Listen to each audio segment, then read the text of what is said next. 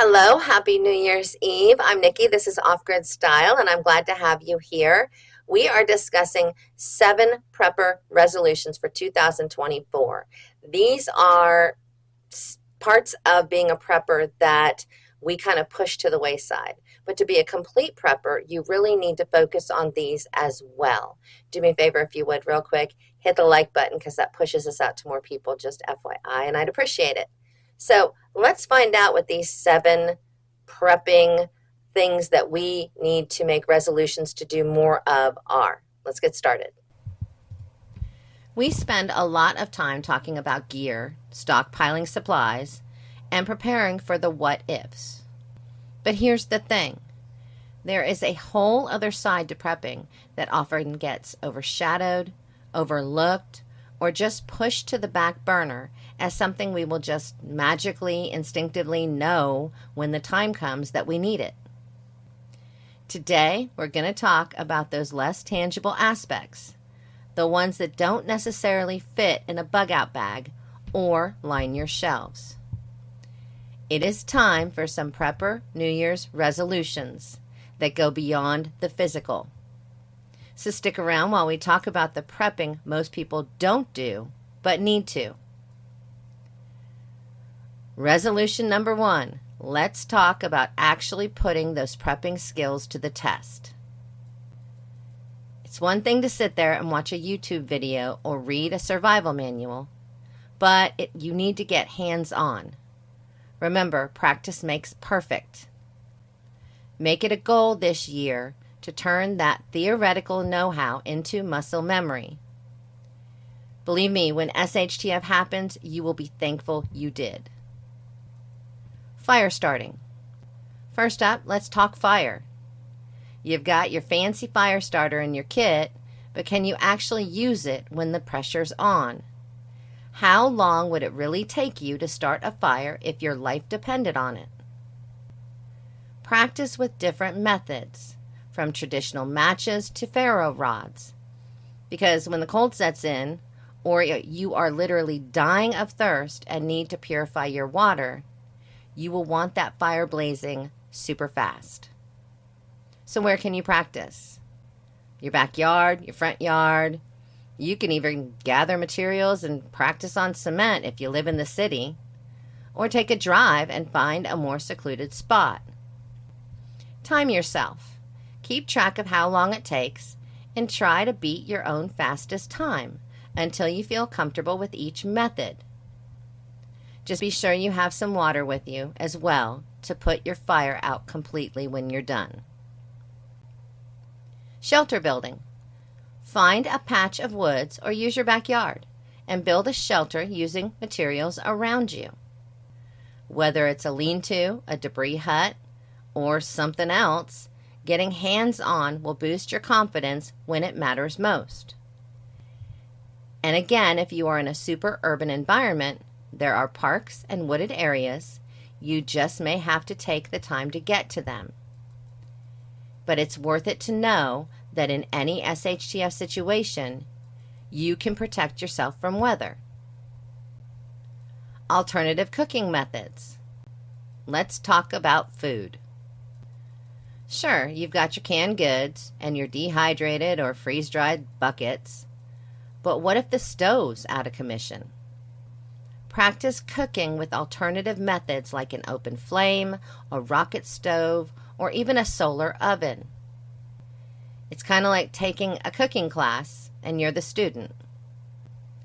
And most of these cooking methods can be done almost anywhere. Or in the case of cooking by fire, combine your fire starting practice with cooking practice. Aiming practice. Let's talk about that weapon, or those weapons, you might have stashed away. Practice your aim regularly, whether it's with a firearm or a bow and arrow. In the chaos, you want to be precise, not guessing. Find a range near you, because the better aim you become, the less ammunition you will eventually use. And if you don't have the ability to go to a range, or you want to practice more often, The new at-home dry fire training kits are pretty cool and getting more affordable. Make a list of the skills you need to practice. There may be more than what I've mentioned. Practice them regularly. Resolution number 2, mental and physical preparedness. Mental preparedness. Start by just doing mindfulness exercises in your everyday routine. This can include things like meditation, if that's something you're into. Find a quiet spot, focus on your breath, and let your thoughts just come and go. Another practical approach is journaling. Write down your thoughts, your fears, and goals. It's a therapeutic way to process and to plan. Or it can truly be as simple as unplugging. Spend some time in nature, away from TV and phone screens, to clear your mind. Remember that the key is consistency, so make it a habit and watch your mental resilience grow. Physical preparedness. Now onto the physical front. If you're just starting out, don't worry, it's all about progression. Begin by taking walks with your gear on, starting with what you think is a manageable weight, or no weight at all if that's what works to start. Gradually increase the load, mimicking real-life scenarios. Also incorporate strength training to build endurance. Remember, it's not about being a superhero. It's about being resilient. So lace up those boots and get moving. Resolution number 3, document organization. Ugh. Let's chat about something a little bit less glamorous, but it's super important. Document organization. We preppers love our gear, but how about we show some love to those crucial papers? The importance of document organization. Why all the fuss about it? Well, picture this. Chaos strikes, and you need to grab your essentials and get the heck out. Having your important documents in order can be a game changer.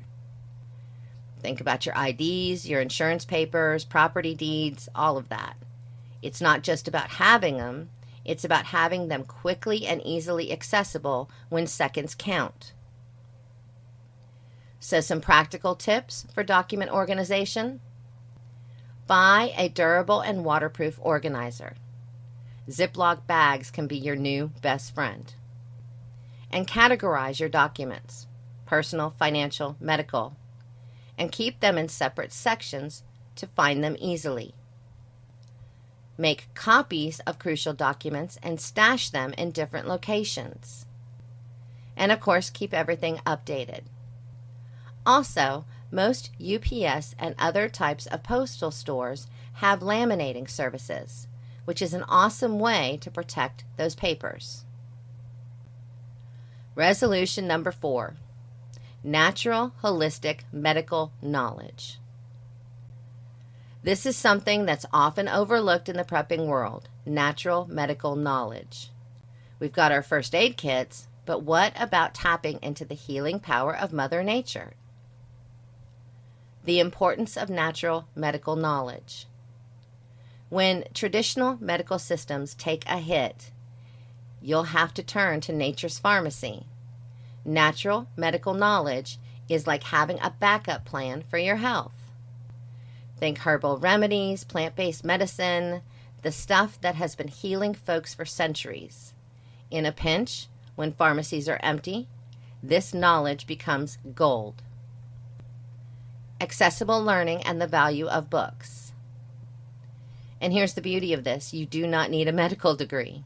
There's no need to panic. You're not becoming a doctor overnight. Start by building a library of books on herbalism, natural remedies, and basic first aid. These books are your teachers. They're your guides when you're in an SHTF situation. They're like having a smart friend right there with you, offering solutions when you need them most. Resolution number 5, community building. So let's shift our focus from gear to people. It's all about community building. And I am not talking about assembling a squad of preppers, although that would be pretty cool and awesome. It's about getting to know your neighbors, just building connections, and creating a support system that goes beyond just sharing survival tips. The importance of community building. Why bother? Well, when disaster strikes, it's not just about what you have, it's about who you know. Your neighbors can become your greatest allies, a support system that extends beyond your prepper circle. Together, you're stronger, more resilient, and better equipped to face whatever comes your way. So here's some practical tips for getting to know your neighbors. Break the ice. Host a neighborhood barbecue. Organize a block party. Or simply strike up a conversation when you're out walking the dog. It's amazing how a friendly hello can open doors. Share resources. Maybe you have a skill or tool that could benefit someone, or vice versa. Helping someone is a very fast way to create a connection. And don't forget the power of digital connections while they're working. Set up a neighborhood group online to share information and stay in the loop.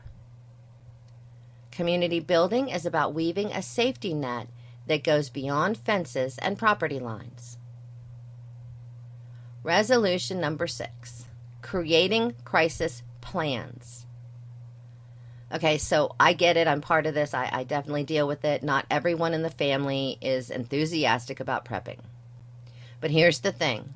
Having a crisis plan is like having a roadmap. You don't wait for the storm to hit. You plan for it before it arrives. The importance of crisis plans. So why bother with one? Think of it as a playbook for when life throws you a curveball. It's not just about being a hardcore prepper. It's about being a responsible family member.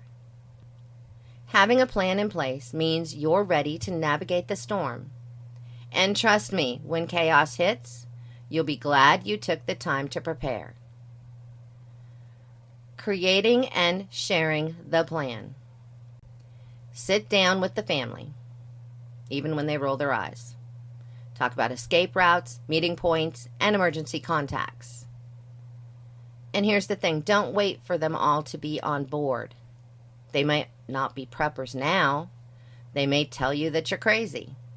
But when SHTF happens, they'll be ready because you took the time to put a plan in place. Share the plan, practice it, and make sure everyone knows their role. Resolution number 7, an inventory of your preps and stockpiles. It's time to get organized.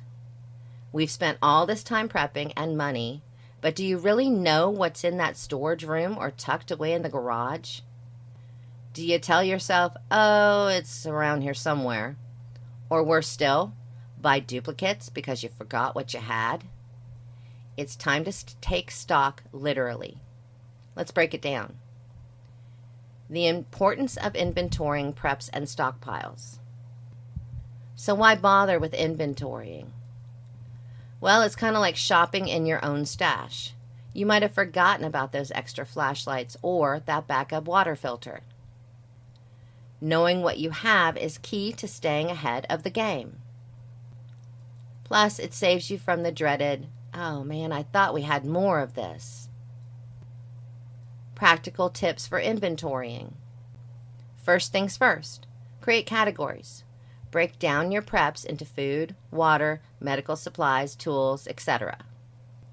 Once you've got that sorted, set up a system. Use spreadsheets, apps, good old pen and paper, whatever works best for you. Be detailed. Note down expiration dates, quantities, and the locations. And don't forget to update regularly. It's kind of like rotating your stock in a store. Use the older stuff first. And lastly, involve your family. Make it a team effort. It not only gets the job done faster, but ensures that everyone knows what's available when the time comes. All right, so there you have it. 7 prepper New Year's resolutions to kick off the year right. And remember, these resolutions aren't just about prepping. They're about being ready for whatever life throws your way. All right, well, there are our 7 resolutions for 2024 as preppers. What did you think?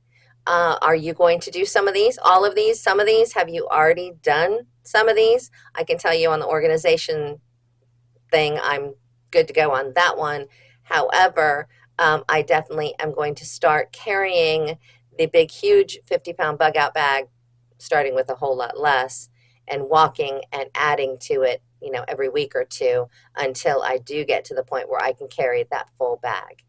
Just one of those goals I have for 2024. Let me know what you think. Let me know what you're going to do. I love to hear from you.